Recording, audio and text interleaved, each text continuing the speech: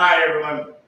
I'm Spencer Aiken, Stronger Together Education Academy. We're in our other studio today, where we're going to be talking about, this is our new classroom, by the way. You like it? Lovely. All right, so we're going to be doing a series of workouts or videos or Facebook Lives or YouTube Lives or whatever you want to call lives. And what we're going to be doing is the foundational movements of life, okay? Squats, hinges, rotations, carries, pulls, presses, aka pushes. I think that's all of them. There might be one or two. There's 7. Okay, I think I got them all. Anyway, we're going to be doing every Monday for the next 7 weeks. We're going to be doing a series of videos describing and explaining what the movement is, how you can use it, how you can train for it, and why it is important. So today we're going to start with a hinge, which is essentially the full term most people call is a hip hinge, and it is getting your hips from this position to this position. If you think about it, it is a little bit about forward propulsion, and we get a little bit of a hip hinge when we walk, just a little bit. But the most thing that we think of is probably getting up off of our bed. When we're in this position, we get to here.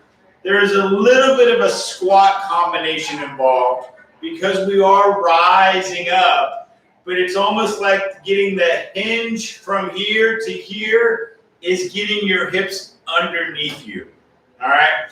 So a lot of sports start in athletic ready position, then we get our hips underneath us. We explode in sport performance exercises or sport performance in general. If you think about an offensive lineman who's down in a 3-point stance and when they come up, they get their hips underneath, they actually generally, as far as I understand, correct me if I'm wrong, Coach Bandy, if you're watching this, you get a little bit of a lean back, squatted position, and you're here. So we got to get our hips from here to here to explode into, all right? So what are we doing with this type of movement? A lot of times it is the ending phase of a squat, the ending phase of a deadlift, and kettlebell swings.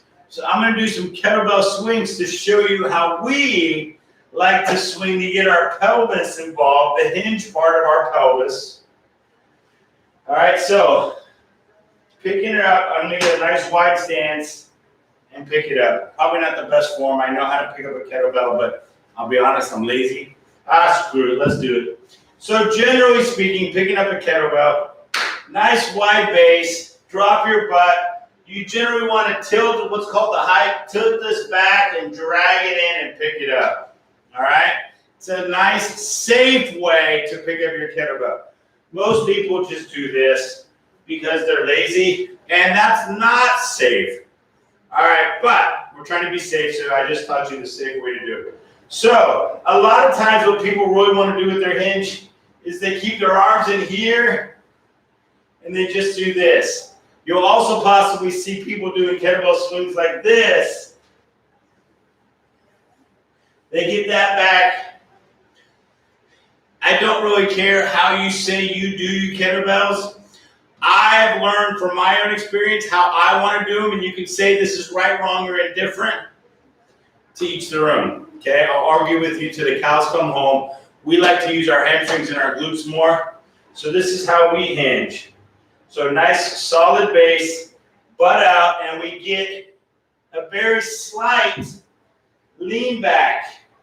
I go to mid-chest. We don't do what they call the American kettlebell swing, which is up overhead. Too many risk of injuries in your neck, your shoulder. You get a shoulder impingement. Our body doesn't like to be right here. It hates this right in this area. That's not the best thing for us. All right, so we're getting our hips involved by hinging and using the very powerful muscles of our glutes, our hamstrings, a little bit of our quads, and our core to generate force. Now, in sport application, it's maximal force generally. In lifestyle, it's just overcoming the weight of our body, which, let's be honest, some of us are a little heavier, like myself included, than we possibly should be. So just getting up out of a chair, okay, getting up out of a chair and getting our weight underneath us. If you've seen those commercials where you come in your father and you sit back into a chair, see how my hips are now in that out position? Now I got to get them back up underneath me. All right, so let's get back to our swing. So I want to get a very, very, very slight lean back. You can see me. If you look at that logo behind me right here, I'm going to block it just a little bit. See how I get that right there? Because that last little bit gets my hamstrings to fully maximally contract as much as I can physically control. But it also gets my glutes because it gets my pelvis tilting. You can see my pelvis tilt. If you want to practice a pelvis tilt, you can get up against the wall. Put your feet up in front of you and just try to flatten your back against the wall. Arch it, flatten it, and that's a pelvic tilt, anterior, posterior pelvic tilt. So that when we hinge, we actually get a little bit of a pelvic tilt involved, which is a good thing. Learning to control your pelvis does help to strengthen those muscles, which can help prevent lower back injury. We lose a lot of those capabilities because we just don't learn how to control those muscles. As we're a kid and we're active, we're using those muscles. A lot of our movements of life, the foundations of life, are hinging involved. As we get older, we tend to sit, we slouch. See how I have no control of the pelvic and the lower back and the pelvis movement right there? All right, we can involve that if we're active.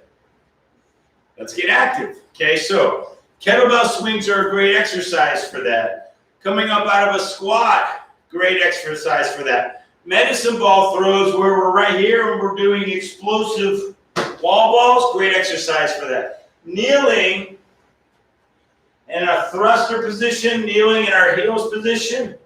We sit back on our heel, we come up and we thrust forward. Also a great practice exercise for that. The foundations of life involve hinges because right here I'm sitting, I'm looking under my bed for something. I come up and now those pelvic muscles are stronger. Very important, okay? A lot of our hitting sports involve pelvic, the golf, horrible golf swing, baseball. Pelvis exploding, okay? It's a one-sided pelvic movement generally, commonly, but it is still that little hinge that's very important. So the hinge is our movement for today. We have to understand that it is involving your pelvis, your lower back, and the muscles of your hips, quads, hamstrings, pelvic muscles, okay? And do it commonly, meaning just pay attention. You don't necessarily have to overly train your hip hinge, although it is a valuable movement. The movements of life, generally speaking, if we're paying attention during the common aspects of our lives, we're going to learn how to control it through activities of life.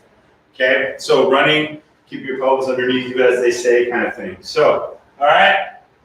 That is our hip hinge, aka foundational movement of life, known as the hinge. I'm Spencer Aiken with the Strong Together Education Academy. Thank you for tuning in. We'll see you next Monday. We're going to be talking about the squat, where people call the king of all exercises, potentially, controversially, maybe possibly. But the squat might be the most important exercise there is, okay? A lot of people debate whether it's the deadlift or the squat. Some people would say it's the pull-up or the push-up.